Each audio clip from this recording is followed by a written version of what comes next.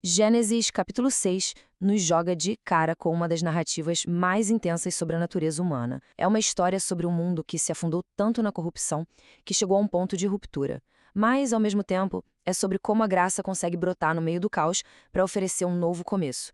Bora mergulhar e entender como isso tudo se desenrola. Olha, essa passagem de Gênesis 6:5 já dá o tom da coisa toda. Não estamos falando de erros pontuais ou de um deslize aqui e ali. O texto descreve um estado de corrupção que é profundo, constante e total, nascendo lá dentro, nos próprios pensamentos e intenções do coração humano. Então a pergunta é: como a humanidade chegou nesse ponto? O capítulo pinta um cenário onde o crescimento da população não trouxe progresso, mas sim uma decadência moral e espiritual que se espalhou por toda parte. O problema não eram só algumas maçãs podres. A coisa toda era sistêmica. E essa corrupção não era só por dentro, na mente e no coração. Ela transbordava para fora, se manifestando numa violência que tomou conta da sociedade.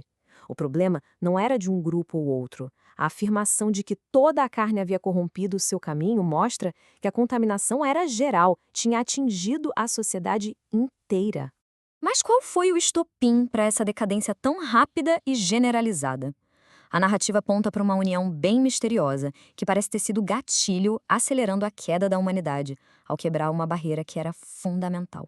Sobre quem eram esses filhos de Deus, existe um debate antigo com duas interpretações principais. De um lado, tem a visão de que eles eram da linhagem justa de Sete, que se corrompeu ao se misturar com a linhagem de Caim, quebrando uma separação espiritual. Do outro lado, uma interpretação ainda mais antiga sugere que eram seres angelicais que violaram a ordem da criação ao se unirem com mulheres humanas. Mas sabe, no fim das contas, independentemente da interpretação, o ponto central é o mesmo. Uma fronteira estabelecida por Deus foi cruzada.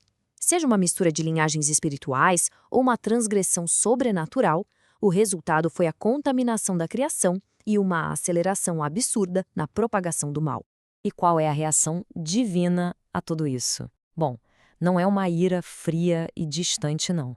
A resposta é complexa, envolve colocar um limite, mas também uma tristeza muito profunda. Aí Deus declara que seu espírito não vai contender para sempre com a humanidade e estabelece um prazo, 120 anos. Isso aqui não é uma nova expectativa de vida, tá? É um prazo, um sinal de que a paciência divina, por maior que seja, não é infinita. Existe um limite moral na história. Essa é uma das passagens mais impactantes. Ela mostra o peso emocional por trás do juízo. A decisão de intervir não vem de um lugar de pura raiva, mas de dor, de um pesar profundo pela degradação da própria criação. E isso ajuda a gente a entender a natureza desse juízo. A ideia não é apagar a criação do mapa, mas purificá-la. A destruição que viria é vista como uma resposta dolorosa, mas necessária ao mal desenfreado. O objetivo era zerar o contador para poder reiniciar a história numa base limpa. E é bem aqui, no meio desse cenário de escuridão total e juízo iminente, que a narrativa dá uma virada de 180 graus. O foco muda da condenação de todos para um único ponto de esperança que surge contra qualquer expectativa. Apenas 5 palavras que mudam absolutamente tudo. Porém, Noé achou graça. Num mundo onde todo mundo se desviou, um homem se destaca. E aqui nasce a ideia de que a redenção não começa com a perfeição de alguém, mas como um favor que não foi merecido. Mas o que fazia Noé ser diferente? O texto aponta 3 coisas. Ele era justo e reto, ou seja, buscava viver de acordo com os princípios divinos. Ele era íntegro em sua geração, o que significa que ele manteve seus valores mesmo num ambiente totalmente corrompido. E o mais importante, ele andava com Deus, o que indica uma relação próxima, uma caminhada diária. E o final do capítulo não foca na destruição, mas no plano para o futuro que foi dado a Noé. Os temas agora são preservação, ação concreta e a promessa de que a história iria continuar. A fé de Noé não ficou só no campo das ideias. Ela virou trabalho braçal, ação disciplinada. Construir a arca foi um projeto gigantesco que exigiu obediência total e muito trabalho, transformando uma ordem divina em algo físico e real. A fé aqui é construída com medidas e materiais. Esse é o ponto-chave. Antes mesmo do juízo acontecer, o foco de Deus já está no futuro.